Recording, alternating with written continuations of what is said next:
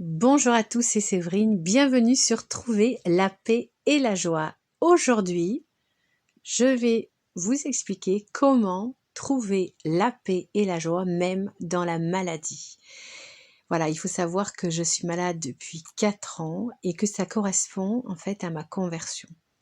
Et ce qui peut paraître paradoxal, c'est que je n'ai jamais été aussi heureuse que depuis que je suis malade. Voilà, donc je vais essayer de vous expliquer comment on peut arriver à cet état de grâce. En fait, quand je suis tombée malade, j'étais très très malade et là je n'étais pas du tout dans un état de grâce. Les premiers temps étaient vraiment très très durs.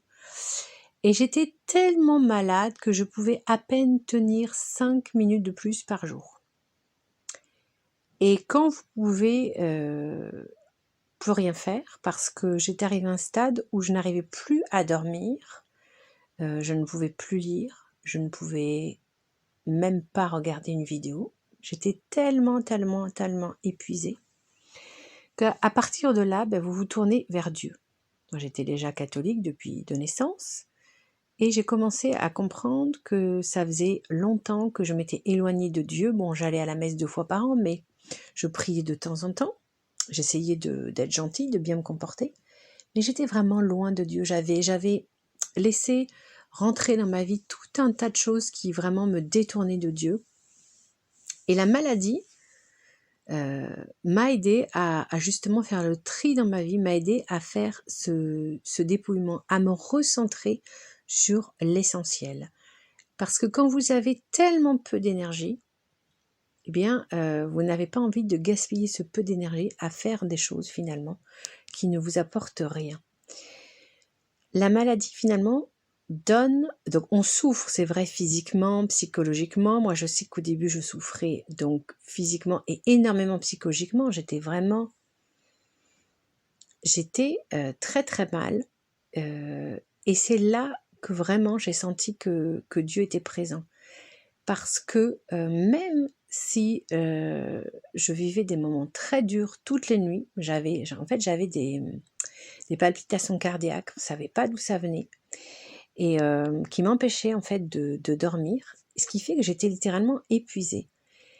Et quand vous êtes épuisé, que vous devez en plus vous occuper de vos 3 enfants, parce qu'à ce moment-là, mon mari m'avait quittée, donc j'étais toute seule à m'occuper de mes 3 enfants, eh bien en fait, j'arrivais malgré tout. J'avais cette espèce de force, et je sais que c'est vraiment Dieu qui me l'a donnée, puisque pour mes enfants, j'essayais toujours d'être souriante, même si je souffrais. Je sais que mon petit, le simple fait de m'habiller, de marcher dans la maison, c'était horrible.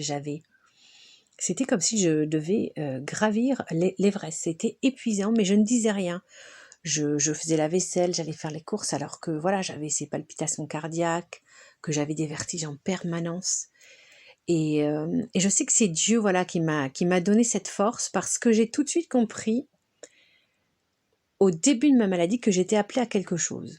C'est-à-dire que cette maladie que j'avais, que j'ai toujours, même si maintenant elle est plus supportable, mais j'ai senti c'était une occasion en fait de me purifier, de me débarrasser en fait de ma volonté propre et de faire confiance à Dieu. Et en fait, je ne savais pas chaque journée comment ça allait se passer. Eh bien, chaque journée avançait, cas un cas, mais ça avançait. Et c'est parce que en fait, j'ai laissé Dieu finalement agir. Voilà, agir en moi. J'ai essayé évidemment de me soigner, ça c'est important, mais les médecins ne m'ont pas vraiment aidée. Mais j'ai rencontré une personne vraiment qui m'a beaucoup écoutée, qui était masseuse réflexologue. Et petit à petit, j'ai commencé à trouver des solutions pour être beaucoup moins dans le stress, en fait. J'ai commencé à reprendre du magnésium. Des fois, on pense à des petites choses comme ça. Et petit à petit, ça a commencé à aller un peu mieux. Et comme ça a commencé à aller mieux, là, j'ai commencé vraiment à essayer d'approfondir ma foi catholique. J'ai commencé à m'inscrire à tout un tas de parcours en ligne. Et c'était vraiment pratique parce que du coup, je pouvais les faire depuis chez moi, sur mon ordinateur allongé. Et c'est comme ça que j'ai nourri cette foi qui était en train vraiment de renaître profondément en moi. j'ai pu vraiment redécouvrir ma foi catholique. Je me suis rendu compte que il y avait beaucoup de choses qu'on m'avait pas forcément enseignées de la meilleure façon. J'ai vraiment compris à quel point Dieu nous aimait, à quel point en fait il était toujours là pour nous et qu'il fallait en fait tout lui confier. Tout lui confier, même les parties de notre vie qui nous paraissent pas très passionnantes pour lui. En fait, Dieu s'intéresse à toute notre vie, il s'intéresse à nos activités, il s'intéresse à notre famille, il s'intéresse à notre travail, il s'intéresse à tout. J'ai vraiment compris qu'il fallait que je mette Dieu au centre de ma vie, que je lui donne tout. Et ça se fait pas du jour au lendemain, et ça s'est fait progressivement au fil des mois, au fil des années. Et plus je donnais des choses à Dieu, et bien plus je sentais cette joie et cette paix qui ont fait que j'ai créé voilà cette chaîne, parce que je me suis rendu compte, je me dis mais c'est quand même dingue, je suis malade, très malade, objectivement d'un point de vue humain ma vie n'est pas très drôle, et pourtant j'ai beaucoup plus de paix et de joie que des gens qui ont tout, qui sont en couple, qui ont un travail, qui ont une bonne santé. Et je me suis dit, il faut que je partage autour de moi, il faut que je dise que en fait ce qui compte, bien sûr que la santé physique est importante, moi je souhaite vraiment un jour la retrouver, mais ce qui compte fondamentalement, c'est la santé de notre âme. Et comment on prend soin de la santé de notre âme? Eh bien, déjà en priant. C'est très important. Je suis devenue une très grande priante, alors qu'avant je priais quasiment pas. Maintenant je prie 2 heures par jour, c'est un véritable bonheur. Et plus je prie, plus j'ai envie de prier. Et plus je sens que voilà que Dieu m'accompagne, que je me rapproche de lui chaque jour. La prière du rosaire m'aide à vraiment comprendre qui est Jésus, ce qu'il a fait pour nous. Je me rapproche de lui vraiment de jour en jour. En fait, je pense que j'ai jamais été aussi proche du Christ que depuis que je suis malade et depuis que voilà, j'ai pris la décision dans un premier temps de prier le chapelet quotidiennement, et maintenant c'est le rosaire. C'est vraiment une très belle prière, et ça faisait des années en fait que je tournais autour, en fait, que Marie me disait de venir prier le rosaire, mais j'avais du mal parce que j'avais cette fausse image comme quoi c'était une prière un petit peu poussiéreuse un autre temps et répétitive, alors qu'en fait pas du tout. C'est vraiment la prière du chapelet, c'est la prière d'union au Christ.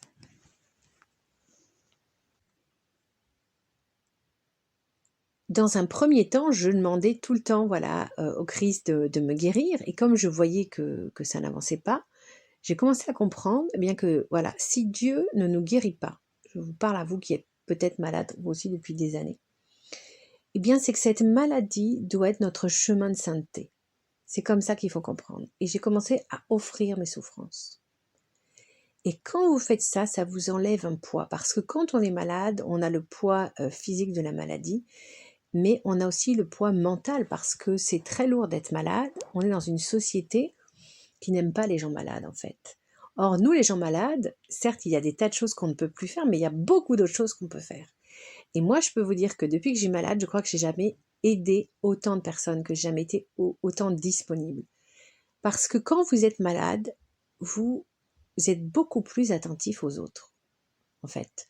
Ça peut paraître paradoxal, et vous êtes beaucoup moins concentré sur votre petite personne. Et du coup, voilà, je sais que voilà, je vais prier donc pour des personnes qui sont en difficulté, que ce soit dans mon entourage, des personnes que j'ai croisées.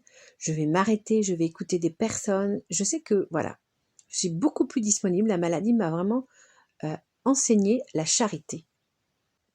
D'ailleurs, Sainte Faustine, qui était en dialogue quotidien avec Dieu, eh bien, a reçu voilà, de Dieu cette explication, puisque Sainte Faustine, comme beaucoup de saintes, avait une maladie vraiment très très douloureuse. Je pense qu'elle avait un cancer de l'estomac, quelque chose comme ça, ou des intestins. Eh bien, Jésus lui a dit que la souffrance était le chemin le plus court et le plus sûr vers le ciel. Il ne faut pas avoir peur de la souffrance. Ça peut être une souffrance due à la maladie, ça peut être une souffrance morale. Donc vraiment, frères et sœurs, si vous avez l'impression voilà, que ça fait des années que vous êtes dans un état de souffrance, évidemment, on ne recherche pas la souffrance pour la souffrance. On essaye de se faire accompagner. Moi, j'ai vu énormément de médecins. J'irai encore en voir d'autres. Il y a toujours cet espoir de guérir. Mais tant que vous ne guérissez pas, il ne faut pas prendre la souffrance comme une malédiction. Il faut prendre vraiment cette souffrance, comme dit Jésus, comme le chemin le plus court et le plus sûr vers le ciel. Donc déjà, c'est bien. Moi, j'ai la certitude que j'irai au paradis. Donc, c'est extraordinaire. Parce que voilà, j'ai tout donné à Jésus, j'ai tout donné, je lui donne toutes mes souffrances, je lui consacre tout. Alors, ça ne veut pas dire que je suis une sainte, loin de là. J'ai mes faiblesses, j'ai mes péchés comme tout le monde, mais je donne à Dieu ma souffrance, je l'accepte parce que je sais que c'est un chemin finalement de grâce. Quand on comprend comme ça, la maladie devient beaucoup, beaucoup plus facile à supporter. Donc ma santé s'est quand même un petit peu plus améliorée.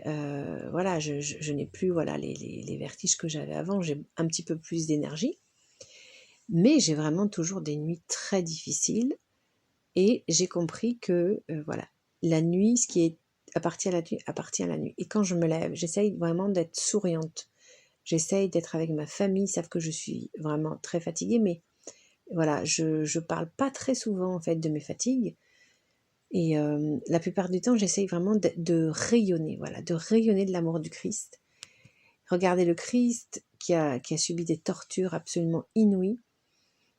Eh bien, il était constamment dans l'amour. Et je pense que voilà, la souffrance, il ne faut pas s'enfermer dans la souffrance. Et puis, vous savez, je médite, donc comme je vous l'ai dit, les mystères du rosaire. Et il y a justement dans les mystères douloureux, le portement de la croix. Eh bien, Jésus, je lui demande de m'aider. Il m'aide à porter la croix. Et du coup, la souffrance, voilà, quand elle est partagée, elle est beaucoup, beaucoup moins lourde à porter. Moi, je prie vraiment pour la conversion de ma famille, je prie pour ma sanctification, j'offre mes souffrances aussi, donc je sais que par mes souffrances, je peux sauver des âmes et c'est quelque chose de magnifique. Donc voilà, si vous aussi, vous êtes dans la maladie, n'hésitez pas voilà, à voilà, tout offrir à Jésus, jetez-vous à corps perdu dans la prière. Moi, je sais que je fais beaucoup de parcours pour essayer de renforcer mes connaissances théologiques parce que je me rendais compte qu'elles n'étaient pas si profondes que ça. Je fais des parcours sur la Bible. Je fais la Bible en continu des frères dominicains. Je fais Open Bible où en un an on fait tout le Nouveau Testament. Et vraiment, se nourrir de la parole de Dieu, ça vous donne une force en fait. C'est-à-dire que, paradoxalement, je pense que j'ai jamais été aussi forte que depuis que je suis malade et que surtout je confie toutes mes souffrances. Je donne tout à Dieu en fait. Le secret, il est là. Le plus important, c'est vraiment la santé de son âme. Si votre âme va bien, bien ça va vous permettre de transcender tout le reste. Voilà. Donc, courage à vous. Si vous êtes malade, si vous n'êtes pas guéri, eh bien c'est parce que Dieu veut vraiment que vous fassiez quelque chose de cette maladie. Essayez de voir, de lui demander qu'est-ce qu'il attend de vous. Et surtout, demandez-lui de vous aider à porter votre croix parce que vous n'êtes pas seul. Il est là, il est à vos côtés, il vous aime, il vous soutient. Il est là jour et nuit. Voilà, j'espère que ce podcast aura redonné le moral à ceux qui sont malades. Si vous connaissez des malades autour de vous, eh bien, évidemment, partagez, likez. Et on se retrouve vendredi pour prier ensemble l'Esprit Saint. D'ici là, soyez bénis.